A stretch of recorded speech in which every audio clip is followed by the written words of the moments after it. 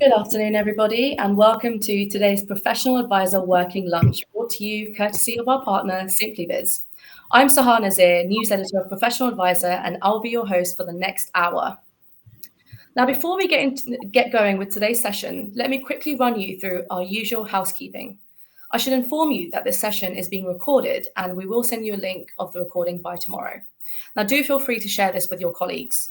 After our main presentation, there will be plenty of time for a Q&A, so please do post your questions into the chat section of the website, and I'll be sure to ask our experts later on. Finally, as usual, today's working lunch will qualify for 1 hour of CPD, and we'll be sending your proof of attendance along with the link to the recording of the session, which will arrive in your inboxes tomorrow. So now let's get on with the session. In an effort to ensure that our readers are fully up to date with the latest regulatory movements in the industry, we've asked regulatory compliance experts, SimplyBiz, if they might shine a light on the key challenges that firms are currently facing, including ongoing services and the Retirement Income Advice Review. Our expert panel will be focusing on what recent regulatory changes mean for firms and highlighting best practice solutions to ensure that you are meeting your regulatory responsibilities. So let me introduce our experts to you. We have 3 senior members of the SimplyBiz compliance team, and that is Head of Compliance, Paul Bruns, Head of Policy, Sandy McGregor, and Director of Regulatory Consultancy and Advice Quality, Jennifer Peaty.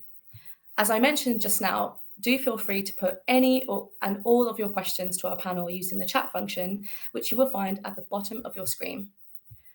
So just before I hand over to our experts, let me quickly run you through our learning objectives for today. By watching this presentation, delegates will be able to describe the key regulatory challenges currently facing advisory firms in the UK, determine workable solutions to these challenges to maintain regulatory compliance, and embrace the challenges and provide opportunities within your business. So that's the CII and CPD covered. Let's hear first from SimplyBiz's Paul Bruns. Afternoon, Paul. Hi, Sahar. How's things? You all right? Very well, thank you. How are you? I'm good. I'm just waiting for our slideshow to load up. Okay. Okay. So good afternoon, everybody, and thanks very much for taking time to spend with us this afternoon. As Sahar said there, what we wanted to do, given this opportunity, is just talk about the regulatory landscape in this year, what's been happening, how this sort of translates into what 2025 will probably look like in the early months, and touch on some of the challenges and opportunities that it presents to us. In terms of our panel today, just been introduced there, some photos so you know who's who. I'll see myself, I'm the SimplyBiz Compliance Director. Jennifer, who is our Director of Regulatory Consultancy and Advice Quality, which covers our field compliance team and all of our advice quality file review operations. And Sandy McGregor, who is our Head of Policy. So pretty much a wide spread of SimplyBiz experience there. And the things we were going to look at, the key challenges that we have at the moment, so that people understand the regulatory challenges, what's out there, what people are dealing with. Allow the opportunity to sort of digest that information, to determine some practical solutions, ways that you can address those challenges within the business, and also hopefully identify some opportunities that those challenges will present where you can increase engagement with clients as well. So, looking at both sides of the coin there with the work that needs to be done. So first off, looking at the actual key regulatory challenges that we've got, I suppose the first one to look at, is consumer duty. Consumer duty, and importantly, 1 year on, we've all been on a journey with consumer duty. It has taken us from the end of July 2022, when the new rules and that finalised guidance was published, right through an implementation phase, the actual implementation 12 months ago, and then more recently, sort of July 2024, we looked at the actual annual assessment, the first consumer duty assessment the firms needed to produce to be able to evidence whether good consumer outcomes were actually being met. So one of the important things with consumer duty, and it's something that we really try and emphasise, it's not a one-off exercise. The FCA have been really clear on this. There's plenty of publications and speeches that the FCA have made where they've referenced this. they're expecting within the rules that at least once a year, the board, governing body, senior management have got to review and approve an assessment of where firms are with good outcomes and how they are actually being evidenced. So this is being drilled in consistently by the regulator, and we've tried to emphasize that stance as well through a lot of our communications. So it's not a one-off, it's something the firms can use to review, improve, and continue reviewing and evolving a business to make sure the businesses are customer-centric and these outcomes are really the fundamental at the forefront of what people are trying to achieve when engaging with customers. The actual report itself, what should be in it? It should be reflective of the 4 outcomes and the governance and culture within the firm and vulnerable customers as well. So the report needs to show how these are being evidenced, these outcomes, and it's about management information. It's about what you can produce to evidence the outcomes. In terms of this assessment, all regulated firms need to produce, irrespective of size. Now, there is an ongoing discussion regarding proportionality. A large independent advice, investment or mortgage firm would have a different take on this report than a one-person IFA or mortgage firm. It needs to be proportional in terms of the MI and the information that's produced. 2 very different types of business, but still there's the adherence to consumer duty rules and the necessity to produce this report. So that will need signing off by the senior management, the board within a firm. It will need approving, and there's got to be evidence of scrutiny and challenge. It's not just a blanket acceptance of these outcomes being met. There's got to be challenge there. It's about improvement. It's about making things better. Obviously, this follows on records of gaps identified and then any action plans that were produced from that. This would all be part of the overall annual assessment. And what the regulator has said and actually put in writing is, following the deadline in July, they would be reviewing a broad sample of reports. And we've seen evidence there that firms have been requested to forward some reports to the regulator. So in terms of where we are now, we're in a position where that deadline has passed. The regulatory expectation is all firms have been living with consumer duty implemented for 12 months. And this is the annual assessment looking back. What does the management information tell us? And what can we actually evidence there? One of the things we would say is that for smaller firms who don't have necessarily the board structure to be able to provide that ongoing challenge, really consider about using an independent critical firm, support firm to be able to help you with those reviews and provide the challenges where necessary. So what would the regulator expect to see? I think in terms of where we are now, in terms of the feedback that we've received and the information requests that are out there, the FCA have indicated that they expect to see the following and for it to be readily available for review. The actual consumer duty report, and then any supplementary information. So monitoring reports, management information that's been utilised and reviewed to produce that report.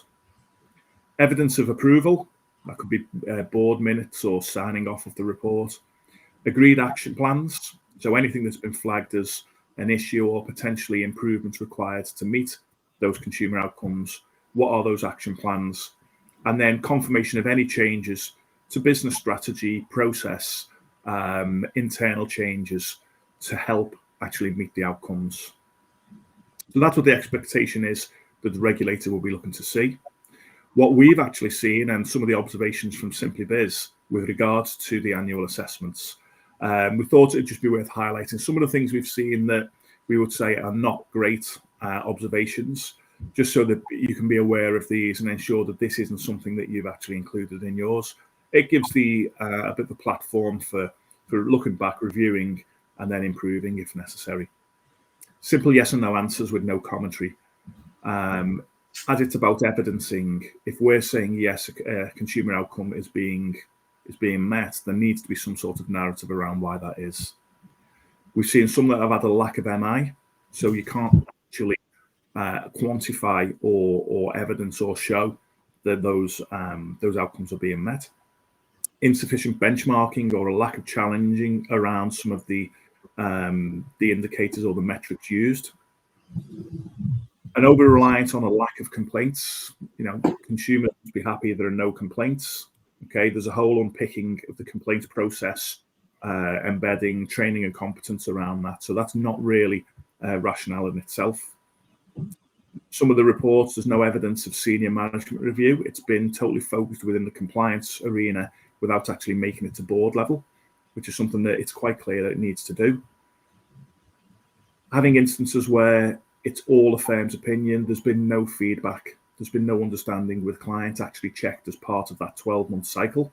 We think it's really important to have an understanding of the external client perception of things like disclosure documents, suitability reports, any communications, explanation of charges, etc. So, that's something that we'd say is really important to include. And then issues noted within the report, but no actions to actually follow that up. So if there are any issues noted, we would expect to see some actions, and that's consistent with the line that the regulator has taken on that as well. So in terms of consumer duty, I think that's one where everyone's aware of this, everyone's aware of the need for that report. The regulator is starting to drill down now and look at those. So hopefully there's some hints and tips there that can assist with where we are. If you need any further support, SimplyBiz and Compliance First, I'm more than happy to help with that as well. What I'd like to do now is pass you on to our head of policy, Sandy McGregor, who's going to talk through the retirement income a little bit and highlight some of the issues and some of the points that the FCA have raised. Thank you very much, Paul. Welcome to everyone that's listening today. We did, as Paul has said, see the publication of a much anticipated thematic review in the space, retirement income advice space, in March this year.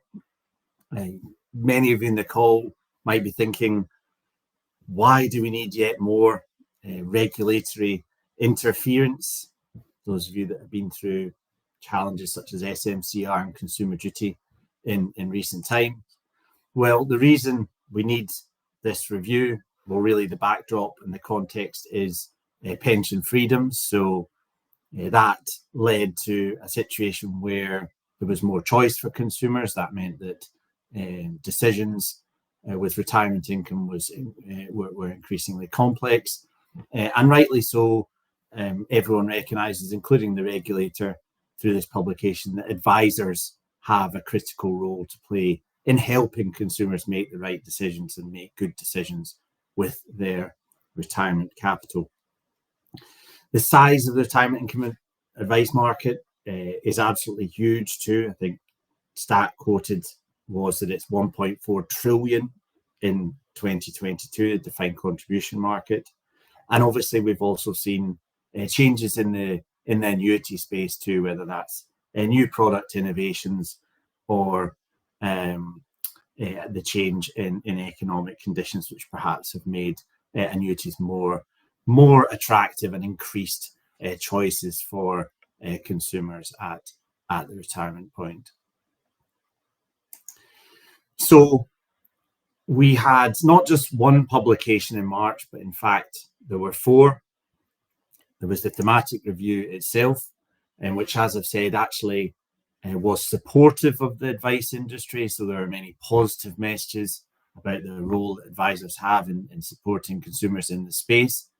And it also helps by giving a bit of structure and context to exactly what is expected of firms when writing advice for clients at or in retirement through good and poor practice examples.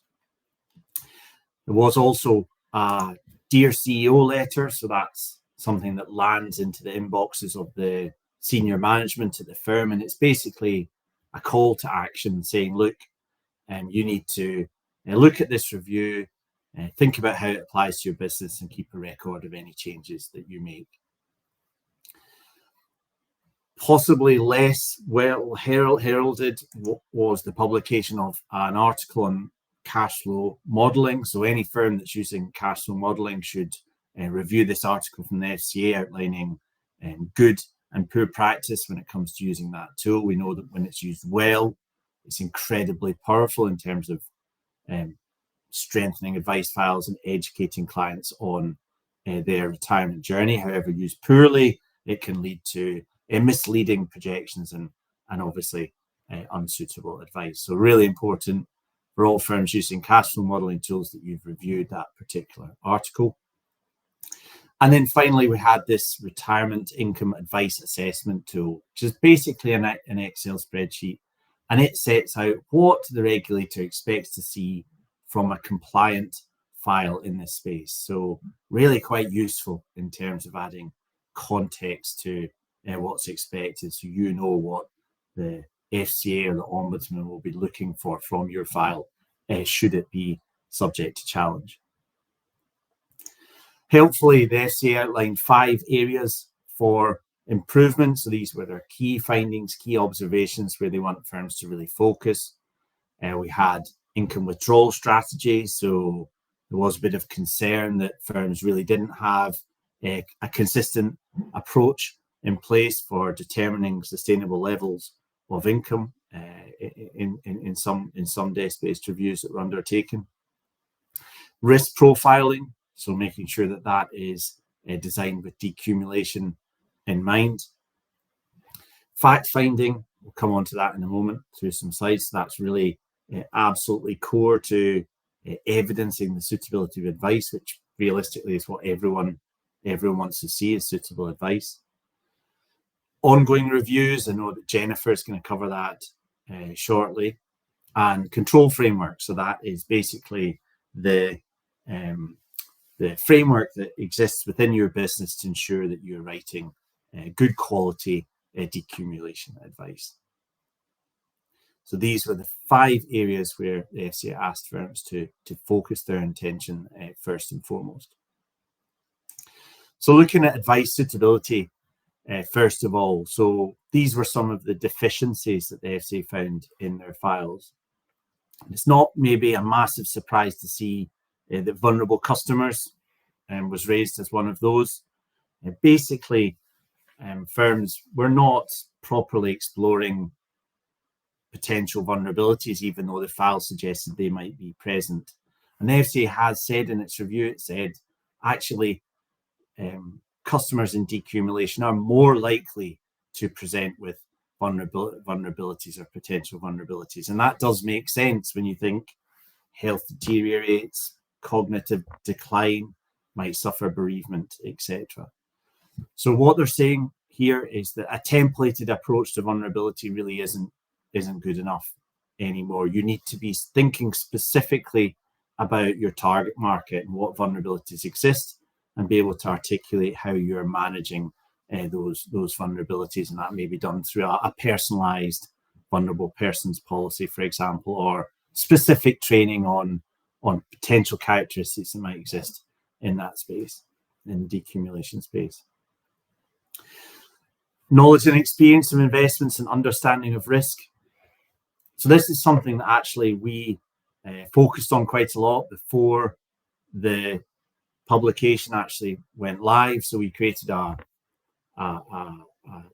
guide to strengthen an advice file. And one of the things it focused on was the client's understanding of risk. So an attitude to income drawdown risk, but also checking that the client understands the recommendation that you're giving. So getting in their own words, their understanding of what you are recommending when you're advising that they enter into an income drawdown strategy.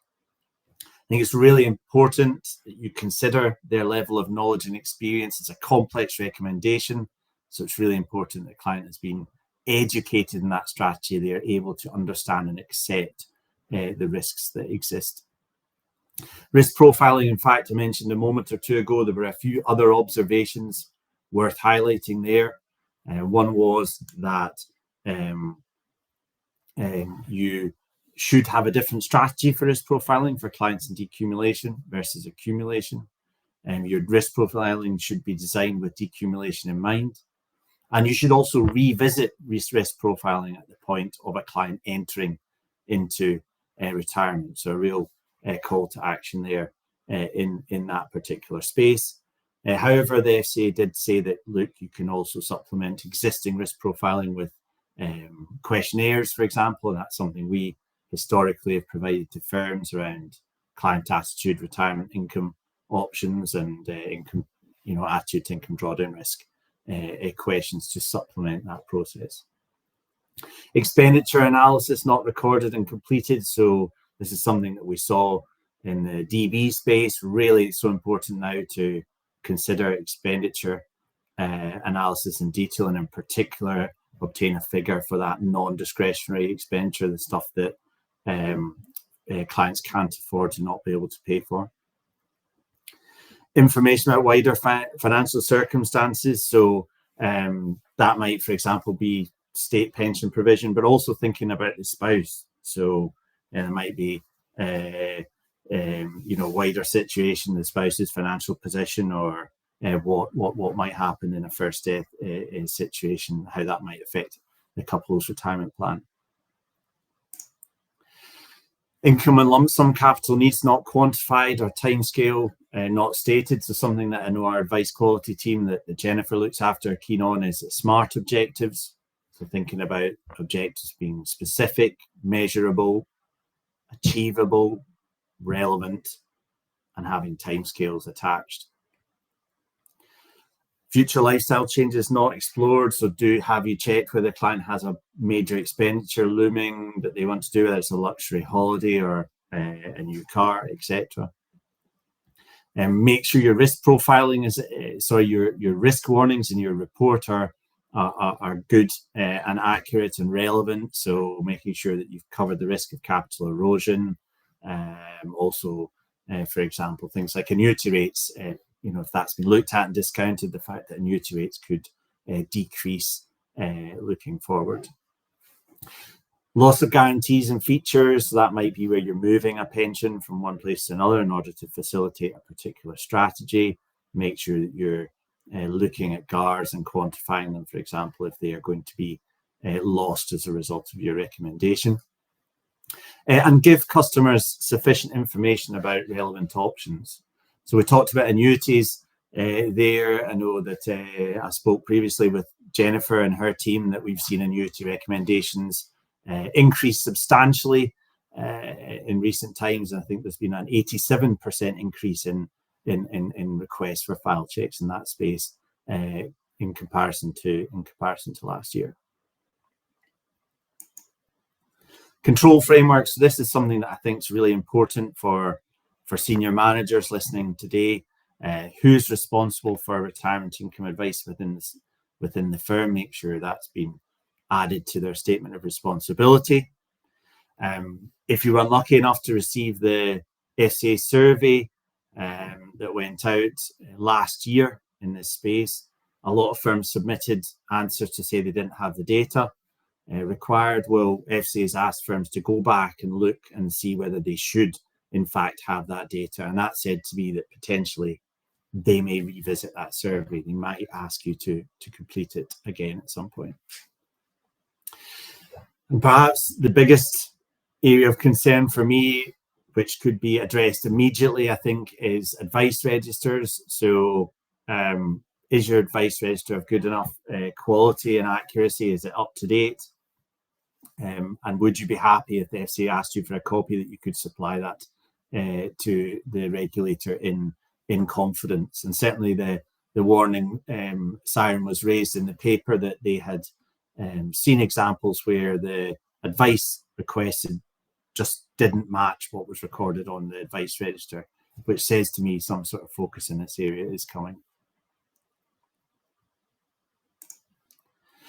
The React tool, I mentioned that earlier on. So this is a new Excel tool that FCA has released. Basically sets out what they expect to see, should improve consistency of process in this space. Strongly recommend that you use that tool in order to assess a sample of your advice. Feeds nicely into what Paul was saying earlier about monitoring outcomes under consumer duty. That's a nice metric for you to be able to say that you have done. And obviously, if you use a third party, for example, our file review service that Jennifer looks after, they've aligned their processes with the tool itself. So a great way to evidence that you are in fact delivering good advice, or to identify where there might be an improvement needed. Income withdrawal strategy and methodology. So an absolutely key one here. Mentioned already that FCA was concerned that there might be inconsistencies there.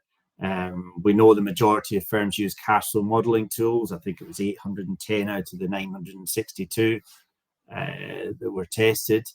If you do use an income withdrawal strategy, such as a standard withdrawal rate, then make sure that you're still considering the client's individual circumstances as part of that approach that's tailored to the individual.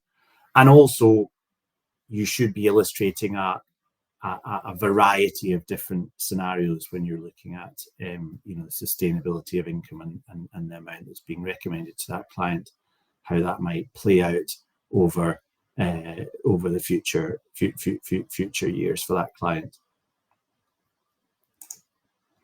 Cash flow modelling. So I mentioned this article from the FCA. It has 5 key findings. Really important if using a cash flow modelling tool to look at this article.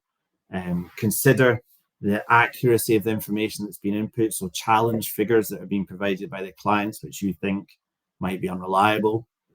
And use justifiable rates of return. So things like future rates of return, make sure that they're aligned to the investment that's been recommended. Consider how your charges might affect potential returns, and also use real rates of returns within the cash flow model tool. Plan for uncertainty, so plan beyond average life expectancy. So the FCA provide a link to the ONS tool within that particular article, encouraging firms to plan for different scenarios and different life expectancies for the client and their spouse. And also make sure the output from the tool is factually clear and is not misleading and is understood by your client. So finally, just a word or two on what's the latest here.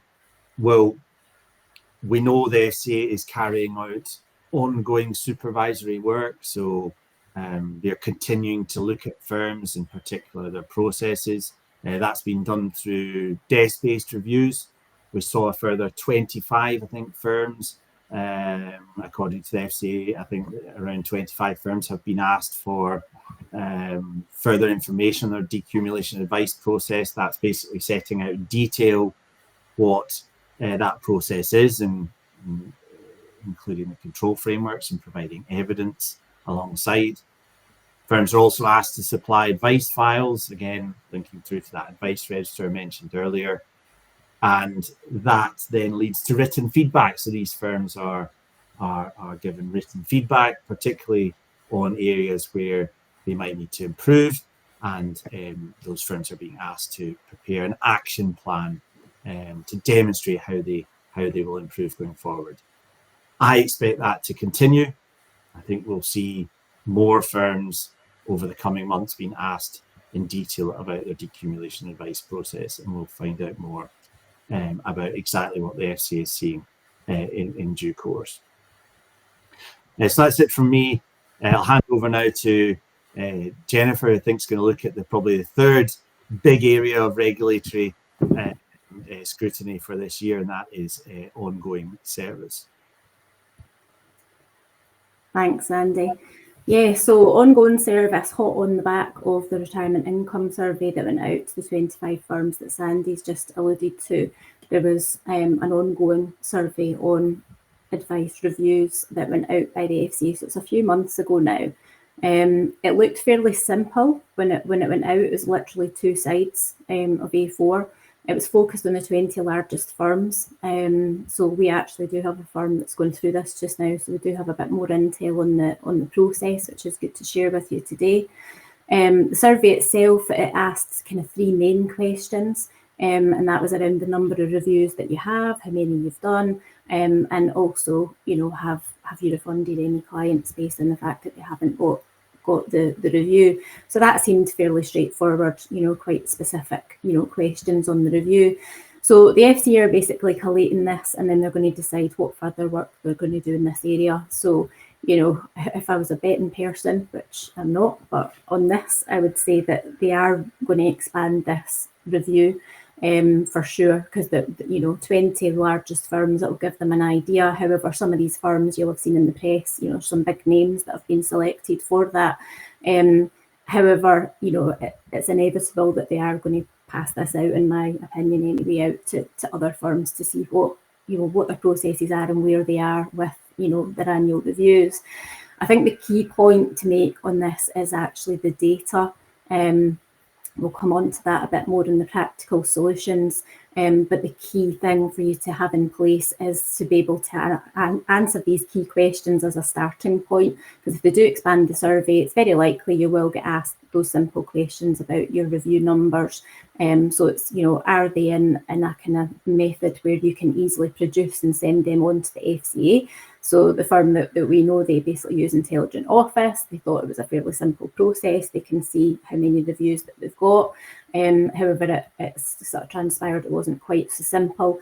So you really need to make sure that whatever method you use, whether it's Excel, your back office system, that you do have a kind of consistent method of collating the data and it is easily accessible. Because at the moment, with what we've seen in a lot of these survey requests and the follow-ups, you get a fairly limited amount of time to actually respond to the FC in the back of it. So it's generally kind of 2 weeks.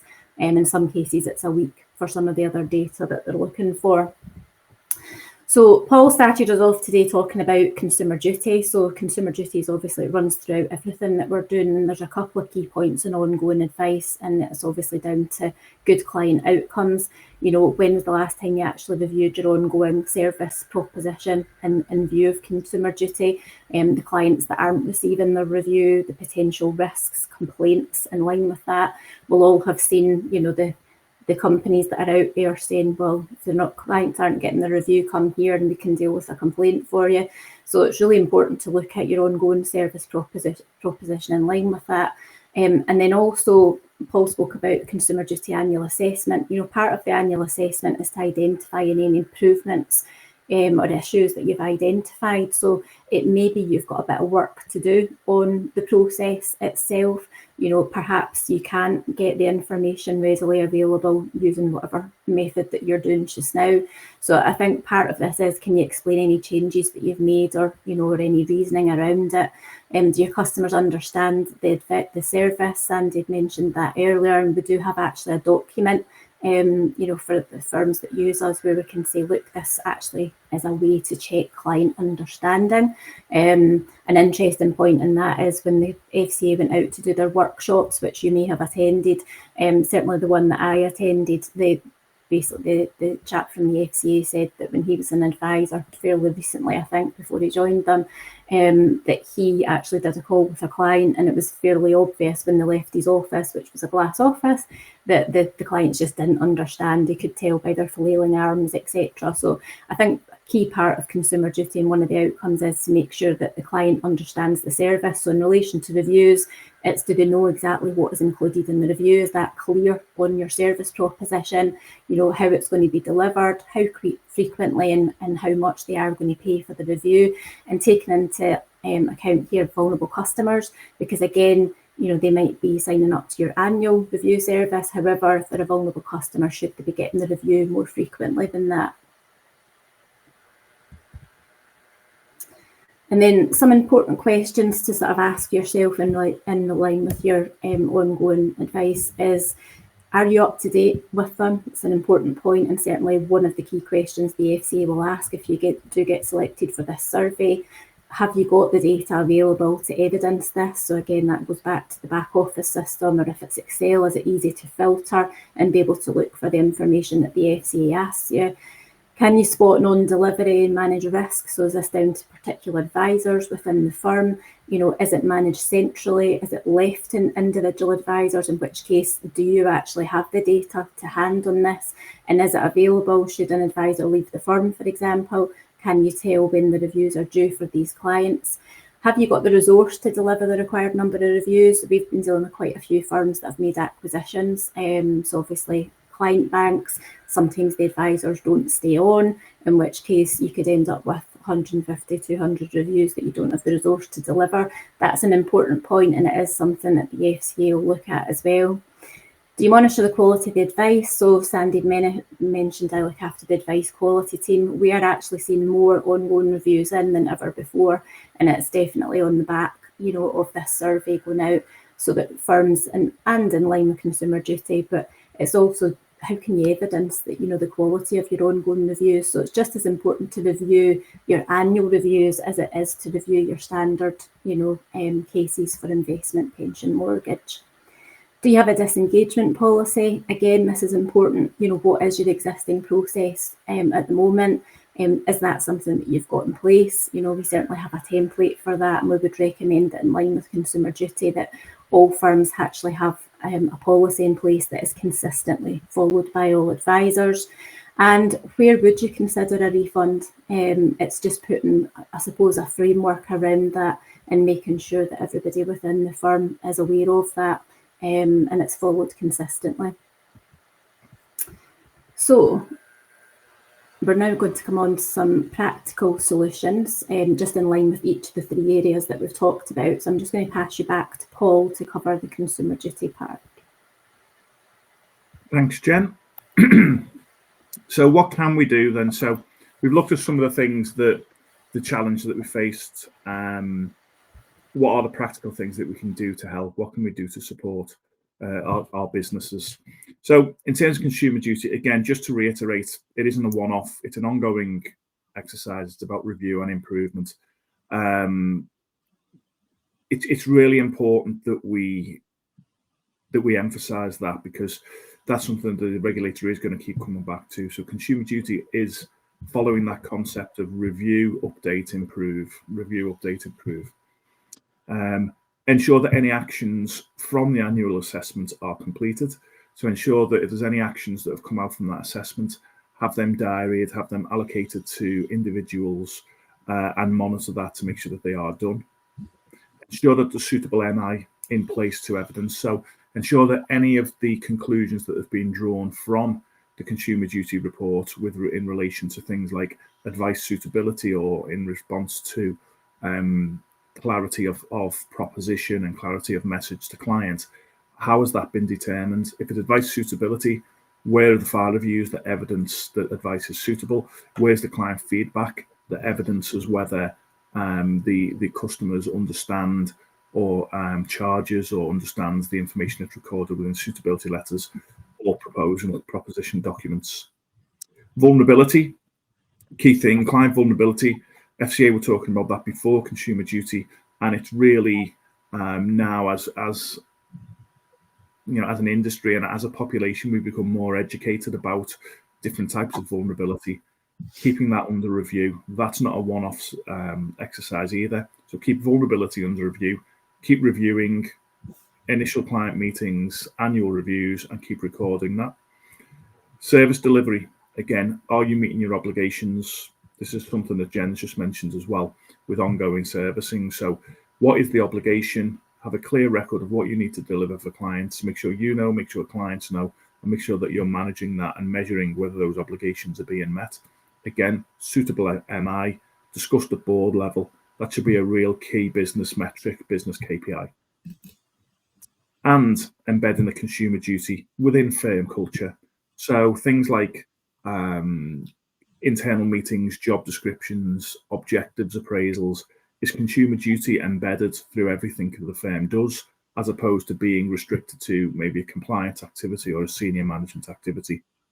So they're all, a lot of small things that can be tweaked to really ensure that consumer duty is embedded throughout the actions of the business. Moving on now to retirement income actions. So for me, it's really important that the senior manager, whoever's putting their hand up and saying I'm responsible for the accumulation advice within the business, has actually read the FCA publication in full.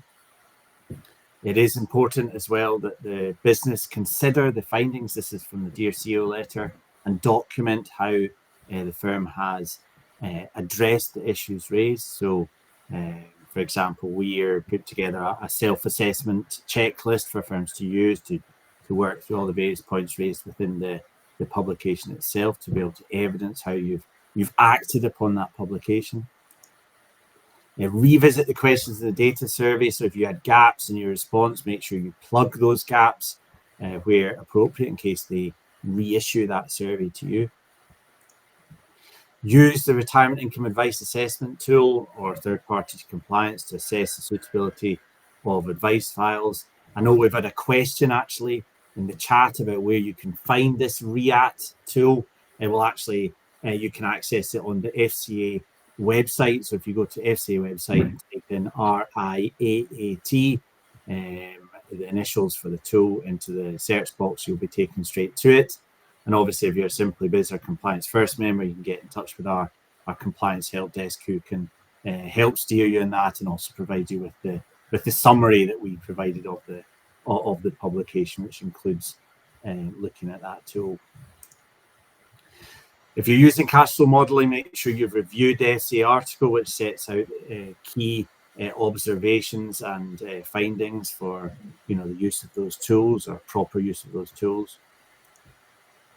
Maintain good quality and accurate advice registers. Again, I have a feeling that FCA is going to focus in this area, so make sure your firm is ready if you're asked to supply a copy. Make sure you've allocated responsibility to a senior manager for advice in this space. And also think about consumer duty annual reporting. So I mentioned the RIAT tool. It's a great way for you to illustrate outcomes in this space for your consumer duty annual reporting.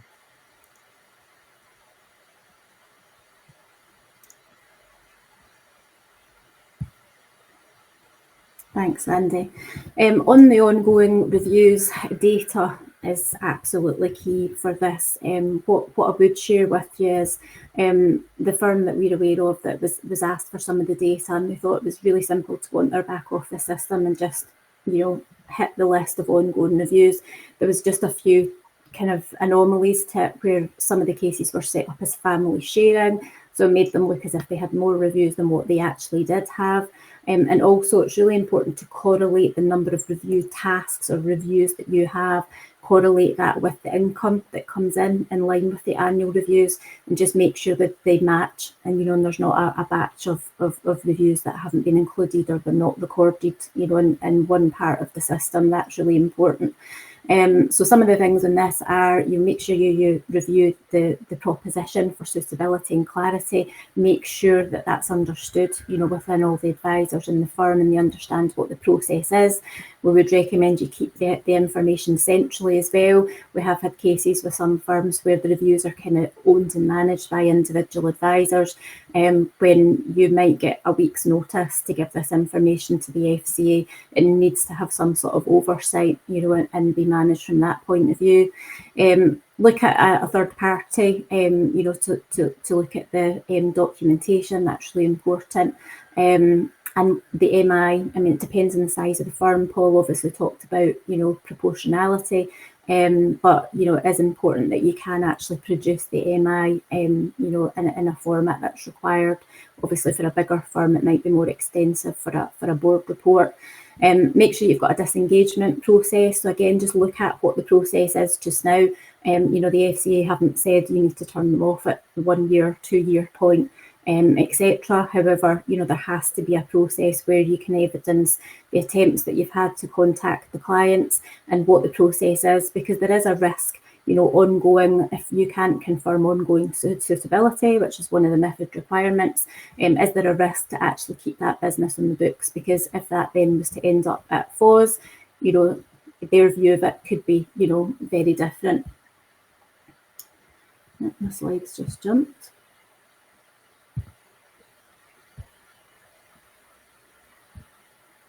Bear with me a second. It's done it itself. And again, a third-party expert to look at the quality of your annual reviews. So, that's something that we can do within the Advice Quality Department, is actually just look at where the gaps are. We recently did a batch for one firm, 50 files. In some of the cases, there was a recommendation or a switch of the annual review, and on some of them, there was no change. However, it was interesting, the ones that had no change, there was still gaps in their processes, and the files were still deemed to be, unclear and not meeting regulatory requirements. So it is important to know whether your review process does meet standards. So evidence and suitable advice. So obviously this is key when it comes to good client outcomes. So why do we need suitable files? Some really obvious things in here. We want good client outcomes. We want to avoid foreseeable harm. We want to avoid any potential complaints that are coming in. Is there any knowledge shortfalls across the advisors within the firms? That's a really important point. And again, suitable advice supports your fit assessment. So if you're doing these internally, the FCA can turn in and say, well, what standards are you checking them against? What's the qualifications of the persons that's checking the file? We offer a service called Check the Checker. So that's really valuable for firms because it can actually evidence that the person that's checking them internally is doing them to the correct regulatory standards. So, we recommend that for some firms that are just, on a quarterly basis, they're getting the Check the Checker files done. So that's important for the annual fit assessments so that you can evidence that the advisors are competent. Ultimately, it's here to protect you and your business. Nobody wants complaints. So if we can reduce them in any way, then we should be trying to do that. And then the next point is, how do you know your files are a suitable standard? Can you demonstrate and evidence, ongoing advice? So again, if you don't have any independent review, how do you know that they're suitable? So the FCA will look and see, well, what standards have you checked them against? Is there any independent review on the back of that? So I would say that's where we have seen more of the annual reviews coming in to be checked at the moment. Again, do your firm's process ensure there's sufficient information held in the client file? That batch that we did recently, there was actually some quick wins on the back of that for the firm in relation to that batch of 50 files. So a couple of the changes in their processes actually would have changed the outcome on the files. So it wasn't just down to, the advisor, side of it. It did actually correlate back to the firm's processes. So that's an important point as well. In cases of clients' complaints or an advisor left your business, are you confident the file records are sufficient? We've actually seen cases where, and again, it goes back to data protection and how the files are held, centrally. There have been cases where the information just hasn't been sent in, so it's not been there in the back of it. So there's nothing, to help you in the case of, a client complaint. So that's me on file reviews. I'm just going to pass you back to Paul to cover opportunities. Thanks, Jen. What we wanted to do here is just highlight really just a few points that we'd identified as being opportunities that these the regulations and the additional activities that need to be completed would actually present to make sure that obviously good consumer outcomes is important, suitable outcomes is important, but these opportunities do actually, or these activities provide opportunities for greater client engagement, increased know your customer, increased opportunities, the ability to widen the remit of advice, maybe build closer relationships. Again, that longevity, intergenerational advice opportunities, dealing with trusts, dealing with family members, and really, being embedded into the fabric of the clients there as part of their trusted advisors. Clearly ensuring value in the service, customer satisfaction, and that also leads towards increased client advocacy and referrals. So if you're measuring success and you're measuring feedback and you've got really good examples of good client feedback, that can then be used as part of sort of enhancing your business, enhancing business reputation, and also maybe even marketing type activity. Avoiding foreseeable harm. Any avoidance of foreseeable harm protects the relationship with the customer education for customers, so educate customers are fully aware of the potential ups and downs of investments. And again, you're protecting the ongoing revenue there for your firm by ensuring that customers are fully aware of what could happen in the future, and there's no real risk of any knee-jerk reactions. In terms of other opportunities, evidencing good compliance health. So as a firm, being able to evidence that you've got a good service history, a good track record of being compliant, of delivering good consumer outcomes, meeting those regulatory expectations, and having a real focus on clients and that opportunity rather than the remedial work. So if you've got good compliance health, if you're meeting those regulatory expectations, you should be able to invest your time on focusing on clients rather than investing your time in actually fixing things or doing after sales work that's compliance or reg based. Increasing the overall saleability of the business, all of this good practice. If you're in the process of exiting the industry, or you've got one eye on where you need to be in a few years' time, all of these conversations around good compliance health and having a real clear track record will increase the saleability of the business when you're up against peers who might not have that. In terms of clients and staff feedback, again, this is about cultural evolution, consumer duty. It's about changing business practice, moving customers really into a business-centric position. And again, as part of that, staff feedback, taking on staff opinion, having staff within your firms being part of the decision-making process to really empower that and the staff relationship with clients. Really, you're looking at reduced staff and client turnover as well as a result of that, and having a great place to work overall. So we just wanted to try and hopefully there's a few pointers in there that work for everyone. Even if you can just take a few snippets or a few little examples of what we've talked about. If that helps your business, if that helps the relationship with clients and builds on clients, then I think that's a very worthwhile hour spent. In terms of learning outcomes, what we were looking to achieve, it's those key regulatory challenges. Obviously, we can't cover every regulatory challenge. I know there's a few questions around things that, where we're going to be covering sustainable labels, etc. But we can't cover everything in an hour. That is things that are out there that we could cover at a future point. But understanding some of those key regulatory challenges, practical solutions, what could you do as a firm, are the things that you could take on board, and then identifying opportunities really to just further that engagement with clients as part of the solution. So in terms of where we are, that's the end of our presentation. And I suppose the next stage is to look at if you've had any questions in that our host would like us to address. That's great. Thank you very much for that, everyone. We now have just a few minutes left for a quick Q&A. One person here has asked, are regulatory and legislative changes the real big risk for the industry? Is there not a concern that the aging demographic of advisors is creating a gap, which is currently being wrongly filled by TikTok influencers? So whoever wants to take on that question. Well, I'll start off by saying I have no idea what TikTok is. That's certainly not my demographic that uses things like that. I think they're both side by side. There's definitely an acknowledged advice gap with clients. I think there's definitely an acknowledged gap of new talent coming in terms of advisory staff, advisors, etc., to service clients. It's a bit of both, really. The regulation and the legislation has always been there. We've always had to adapt. We've always had to evolve and adapt.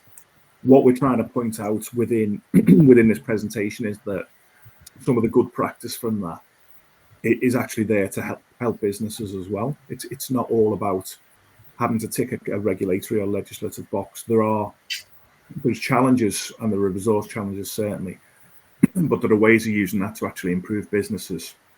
So certainly, I think they're both risks. The resource and the time risk is certainly there, making sure the firms are fully resourced up, having efficient processes, using technology where available to make sure that the time is spent where it needs to be spent, I think is one of the ways that people can actually address that. Whether Sandy and Jen have got anything to add to that one. Well, I would say that I'm young enough to know what TikTok is. But I know what's been meant on that, because I know that there's been certainly a bit of chat over the fact that products and have been recommended by TikTok influencers when they're not actually authorised individuals. And I think particularly a much younger demographic of people are being influenced, perhaps wrongly, in a lot of the cases. So I know what's meant by that just now, and I think that's the danger with social media as well. And unless they're regulated by the FCA, then really they shouldn't be given advice. I totally agree. I think it's probably going to be the subject of a future working lunch, actually, because we have got this advice guidance boundary review kicking off, and I think that'll be a feature of the coming years. And the idea behind that is to encourage people back away from the kind of unregulated TikTok and back into mainstream investing, whether that's through improved guidance or targeted support. And that is good for the future of advice, because it means more people taking a step into mainstream investing, which then will lead to more demand for advice in the future. So there are positive steps being taken in that space. Thank you very much for that.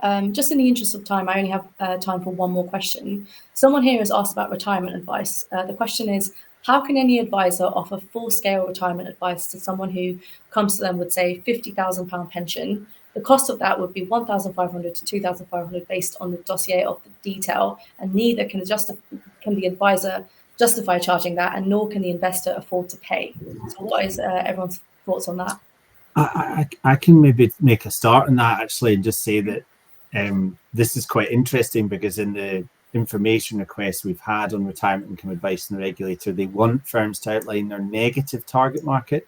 So they want firms to be able to articulate clients that actually won't get value from the service that you provide as a firm. So, in this situation, you might say, actually, that client, I'm sorry, I can't provide value to you. I can't provide you with a service, and that's your negative target market.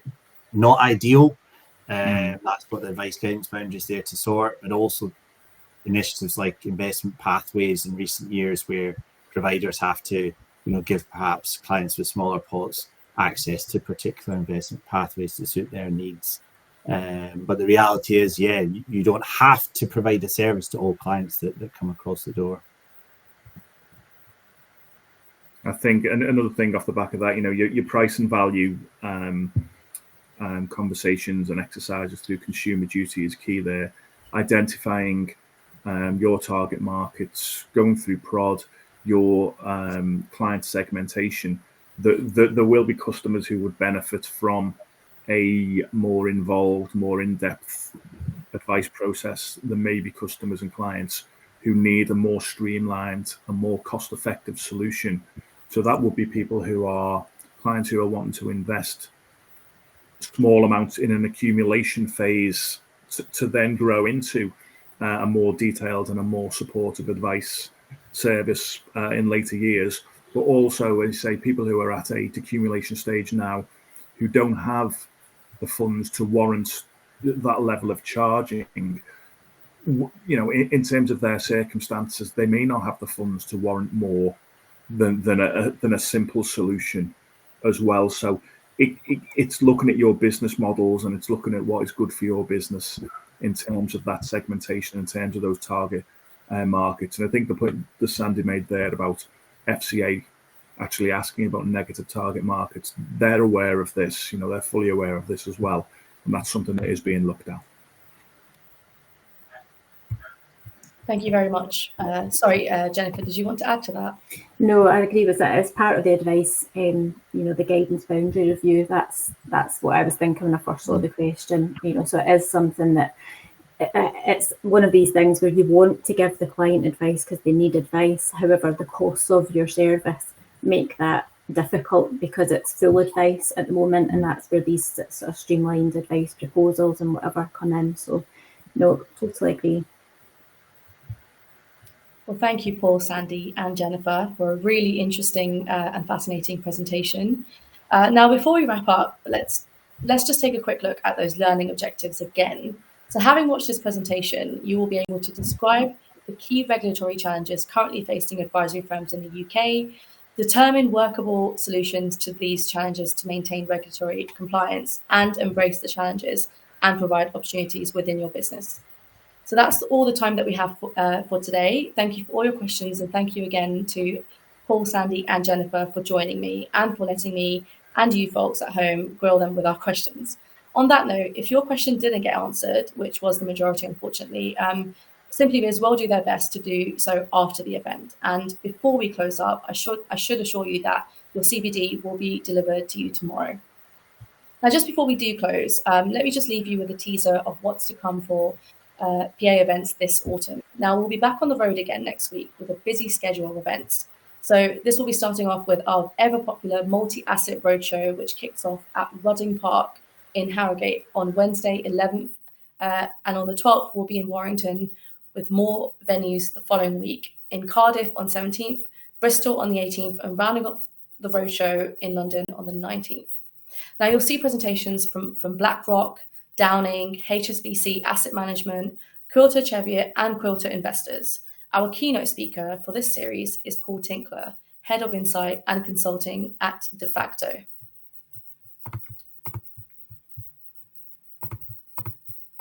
On the 1st of October, we'll be back in Warrington at the Park Royal Hotel and Conference Centre with our annual PA360 North Conference, where you will hear presentations from over 20 industry experts, as well as having the opportunity to meet all of our sponsors in the exhibition area of the conference. Do come along and network with our sponsors and your peers at what is now firmly established as the largest management conference for advisors in the north of England. On the 25th and 26th of September, we're north of the border with our regular Scotland Investment Roadshow in Edinburgh and Glasgow, respectively. And here you'll see presentations from 6 different groups. These are Bordier, Downing, Evelyn Partners, Orbis, and Quilter and SimplyBiz, of course.